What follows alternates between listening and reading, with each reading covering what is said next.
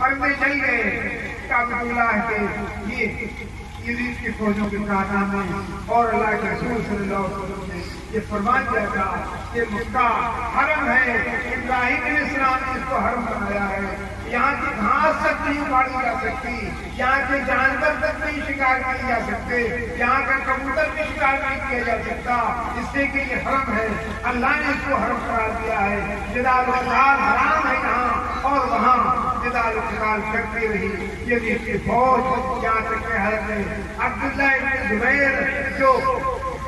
Defence کر رہے تھے مکے میں رہ کر کے ان کی فوج کا، انہوں نے یزید کی فوجوں کو خبر دی کہ تمہوں کو گمراہ کرنے والا لعنتی وہ تو مر چکا، اس کو یزید کے مرنے کی خبر دی، وہ مر چکا، اب تم کیوں مار رکھتے ہو؟ جب انہوں کو یہ تصدیق ہوئی کہ واقعی وہ مر چکا ہے تو وہاں سے فوج واپس گئی، تو اللہ تعالیٰ نے اس کو پکڑا، جس نے نبی کے حرم کو پامال کیا، نبی کے حرم میں بے حرمتی کی، جس نے اللہ کے حرم کی بے حرمتی کی، اس کو اللہ تعالیٰ نے فوراً پکڑا، اور 40 سال کی عمر کو پہنچنے سے پہلے اس کا خاتمہ ہو گیا، خاتمہ ہوا، اور ایسا ہوا کہ اس کی ایک اولاد آج باقی ہے،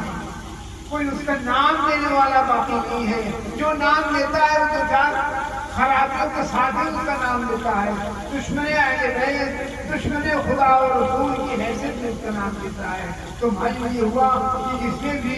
اللہ اور رسول کو ناراض کیا ہے اللہ تعالیٰ اس کو سطح ہستی سے نجات دیا، اور یزید کا خاندان ہٹ چکا سطح ہستی سے، یزید کے بیٹے کو جو اٹھالا جانے لگا تخت سلطنت پر، تو بیٹے نے یہ کہا کہ جس حکومت کی بنیاد آل رسول کے خون پر رکھی گئی ہے مجھے ایسی حکومت نہیں چاہیے، اور جتنا میرے باپ دادا نے کر لیا اس میں گناہ کر سکے اتنا ان کے لیے کافی ہے، میں اس میں اضافہ نہیں کر سکتا، چھوڑ کر کے ہٹ گیا۔ معلوم ہوا کہ آپ اور حسین کو جانتے ہیں، آپ حسین کے دشمن یزید کو بھی جان لیجیے اچھی طرح سے، اس لیے کہ آپ باہر نکلیں گے تو آپ کو یزید کی تعریف کرنے والے اور کہیں گے وہ ایسا نہیں کرتا تھا، ایسا نہیں ایسا تھا، جہاں ایج پیش کر کے اس کے اندر خوبیاں تلاش کرنے کی کوشش کی گئی، اس کی مقصد یہ ہے کہ اس کو ضرور امام حسین اس کو ضرور اللہ کے رسول صلی اللہ علیہ وسلم کے کچھ گوگو انعام ہے، اس گوگو انعام کو وہ اس طرح ظاہر کرتا ہے۔ تو اللہ تعالیٰ ہمیں اور آپ کو اپنے حبیب صلی اللہ علیہ وسلم کی اور ان کے اہل بیت کی محبتوں کے ساتھ زندہ رکھے، اور ان کی محبتوں کے ساتھ اٹھائے، اور دشمنوں کو پہچاننے کی بھی نگاہیں بھی عطا فرمائے کہ ہم اللہ اور رسول کے دشمنوں کو، اہل بیت کے دشمنوں کو پہچان لیں، اور ہمیں ایمان کی ہمارے حفاظت فرمائے۔ یہ ایک ایمانیات کا مسئلہ ہے، اللہ کے حبیب صلی اللہ علیہ وسلم معیار ہے ہمارا،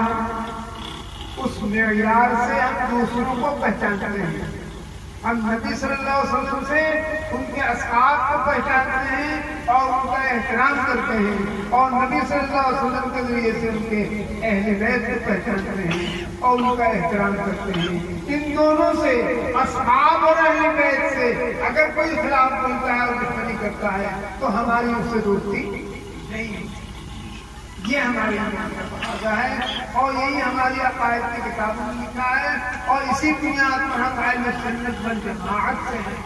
اہل سنت والجماعت کے یہی عقیدہ ہے کہ صحابہ کرام کا احترام کرنا اور اہل بیت کا احترام کرنا۔ اللہ کے رسول صلی اللہ علیہ وسلم نے آخر وقت میں یہ ارشاد فرما دیا تھا کہ ترکت فیکم الثقلین